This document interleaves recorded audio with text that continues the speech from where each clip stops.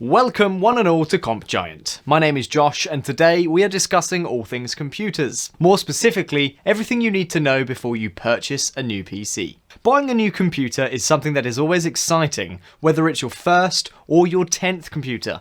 It can also be quite a daunting task if you don't know what you should be looking out for. The key thing that you need to be sure of is that you are picking the right machine to meet your needs. Within this video, I'll be telling you everything you need to consider. First, let's talk operating systems. Your operating system, or OS, is the brains of your computer. It enables you to interact with your computer and provides an interface for applications and programs, as well as organising the files and so on. Long story short, it controls your computer's functions. The most popular operating systems around the world are Windows and Mac. Essentially, if you're buying an Apple computer, it'll come with a MacOS, and for pretty much everything else, it's generally Windows. There are other operating system options, such as Linux, but they're a bit more complex to use, so let's forget about those for now. While macOS has been lauded for its easy-to-use interface and intuitiveness, it is restrictive when it comes to programs and apps, as most need to be pre-approved by Apple. This traps you somewhat in their little Apple ecosystem. The latest macOS, Catalina, allows seamless activity between Apple devices and the ability to make and receive iPhone calls and send text messages. Within Catalina, there is also enhanced voice control, smarter working with the virtual assistant Siri, facial recognition to organise photos and faster filing, a dedicated Apple applications bundled together for music, video and podcasts that together replace the iTunes. I think that's about it. When it comes to Windows' newest version, Windows 10, it is designed to be cross-platform and comes with Cortana, which is your own virtual assistant, which sadly has nothing to do with the AI from the Halo games. Also, within Windows 10 is the Microsoft Edge web browser, which is compatible with all Windows 8 to 10 devices, voice control, and a variety of other new functions. Next up is RAM, which stands for Random Access Memory. If the OS is the brain that makes things happen, RAM alongside the processor is the power that feeds it. When you do pretty much any activity on your computer, whether it be opening a program or reading a document, that task is loading into the RAM.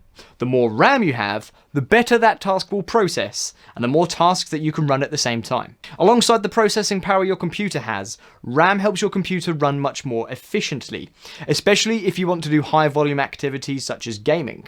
RAM is measured in gigabytes, not to be confused with storage, starting at 2 gigabytes, which is the bare minimum. 2 gigabytes won't really give you much to work with.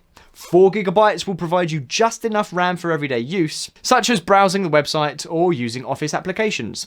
However, 8 gigabyte and up is where you get the best performance for gaming and power-heavy applications. For the high-end performance, go for 16 gigabyte of RAM, and for ultra high-end, you better be going with 32 gigabytes. That will truly give you the Usain Bolt of computers. The good news is, it's easy to upgrade RAM if you feel like you need a bit more punch. Now, let's talk about the processor. The processor is a chip that carries out the vital operations and calculations that drives your computer. Now, unlike RAM, it's very difficult to upgrade, so it's important to get this right from the start. Your computer speed and performance is counting on it. Processor power is measured in gigahertz, GHz, and the higher is usually the better. In modern computing, the basic is 2 GHz or above, but similarly to RAM, the more intensive computing requires more powerful processing. Most of today's processors are multi-core, meaning several working at one time. That enables the processor to handle more demanding tasks.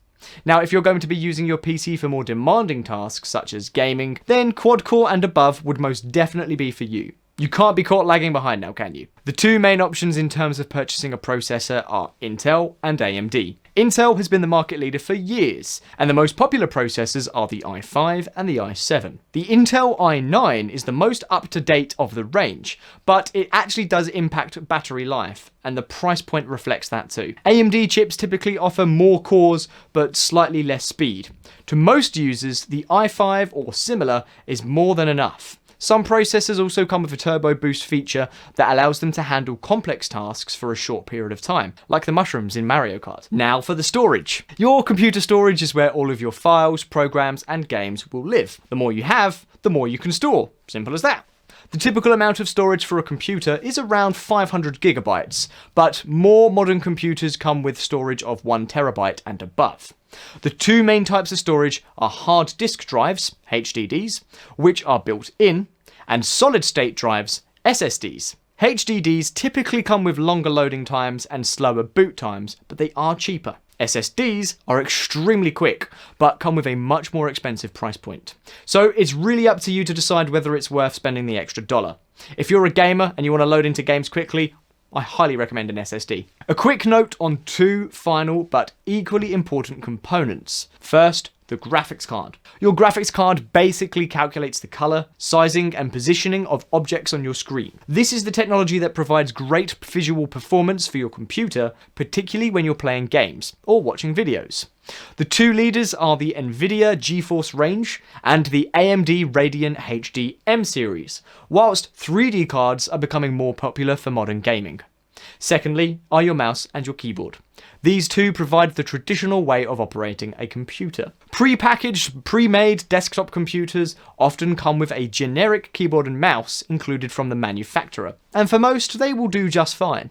However, there are more advanced options available, particularly for dedicated gaming or editing, which may suit your needs a bit more. So, there you have it. Everything you need to know before purchasing a new computer.